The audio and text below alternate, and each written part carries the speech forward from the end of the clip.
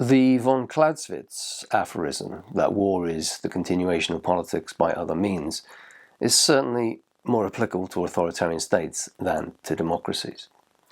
In his 1795 essay, Perpetual Peace, A Philosophical Sketch, the philosopher Immanuel Kant argued that accountable governments will not go to war against each other because neither state will vote to make the necessary sacrifices.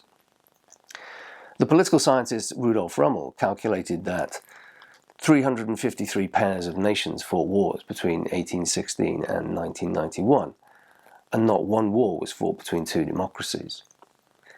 In contrast, authoritarian regimes are much more likely to use war, or the threat of war, as an instrument of foreign policy. As we've seen, authoritarian states are inherently more militaristic, and the army is likely to play a central role in society.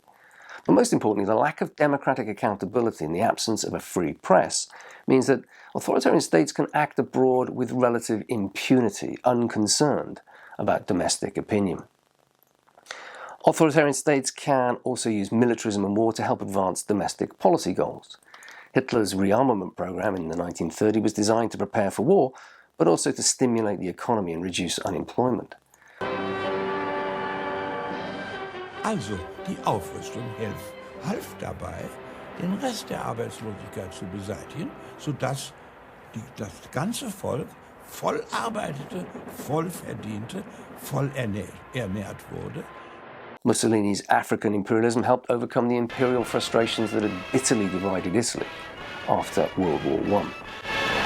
At the most basic level, international success plays well domestically and can help an authoritarian regime consolidate and maintain power. War can even be manufactured as a way of distracting the public from domestic concerns.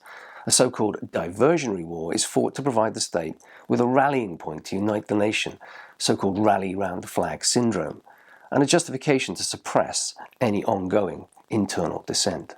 So in the face of all of these problems, one thing is potentially offering itself to the junta as a solution, and that is to focus the attention of the people on a historic injustice.